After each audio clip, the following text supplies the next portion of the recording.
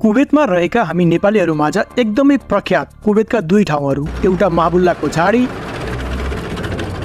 अर्को फरवानियाको पार्क। यी दुई मध्ये गएको हप्ता एउटा ठाउँको खूब चर्चा चल्यो। पुरै नेपाली समाज कुवेत, यहाँसम्म कि नेपाली दूतावास पनि हरकतमा आयो। ठाउँ थियो फरवानिया पार्क।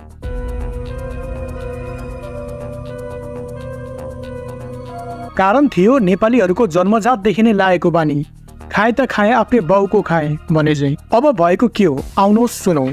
तिहारको बेला हल्का चलपल, फरवानिया पार्क, साँझको बेला त्यसमाथि डिउ र पेप्सीको पुन्टे बोतलमा लोड गरेर गोजीमा हालेको सोमरसको चिरिप्प चुस्का, अनि ललिपप लगेलु टाइपको डान्सिङ नम्बर। बिस्तारै भिड बाक्लो हुँदै गयो अनि सङ्गीतको हल्ला पनि बढ्दै गयो। त्यति भएपछि नेफोलीहरूलाई के चाहियो? खल्ली बोली दुनियाँ, सबै आआफ्नै तालमा मस्त। सामान्य मजदुरदेखि कुवेतका नाम चलेका मयू भन्ने कुवेत स्थित नेपाली समाजमा पहिचान बनाएका व्यक्तिहरूको पनि बाक्लै उपस्थिति थियो। यतिसम्म त ठिकै थियो। चाडबाडको बेला हल्का रमाइलो, नेभर माइन्ड। अब साङ्गीतिक माहौल कस्तो थियो जस्तो लाग्छ भने यो दुईवटा भिडियो हेर्नुहोला।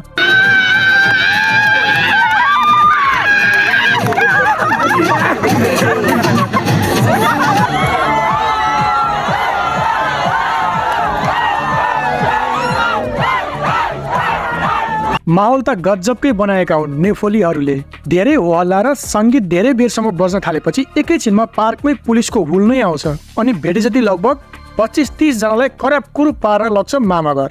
रमाइलो साङ्गीतिक माहौल एकैछिनमा सन्नाटा मचाउँछ। के हुँदैछ कसैले अत्तो पत्तो पाउँदैन। त्यहाँ भएका सामान्य नेपाली जो भर्खर आएका थिए, उनीहरू सहित नेपाली समाज कुवेतका अगुवाहरू जो 10औं वर्षदेखि कुवेतलाई कर्मथलो बनाएर बसेका थिए, सबै एउटै खोरमा पुगे, त्यो पनि रातको समयमा। त्यहाँ भएका मध्ये धेरैले मदिरापान गरेको भन्ने पनि सुनियो। पक्राउ पर्नेहरूमा त्यहाँ भिड हेर्न जानेहरू पनि पर्यो भन्ने सुनियो। आजसम्म कति छुटे कति थुनामै छन् केही खबर छैन। पक्राउ परेकालाई टर्मिनेट गर्ने रे भन्ने पनि सुनिँदै आएको छ, तर आधिकारिक खबर के हो कसैलाई थाहा छैन। अर्को रमाइलो कुरो त के छ भने पक्राउ परेकाहरूमा केही दूतावासको कृपाले छुटे र उनीहरूले सामाजिक सञ्जालमा गर्दै नगरेको गल्तीमा झन्डै फसियो सहयोग गर्ने दूतावास कुवेतलाई धन्यवाद भन्दै पोस्ट आएको पनि देखिन्थ्यो। यी महाशयलाई यत्रो वर्ष कुवेत बस्दा पनि कुवेतमा रक्सी खाएर हल्ला गर्दा मात्र गल्ती हुने रहेछ भन्ने भ्रम रहेछ।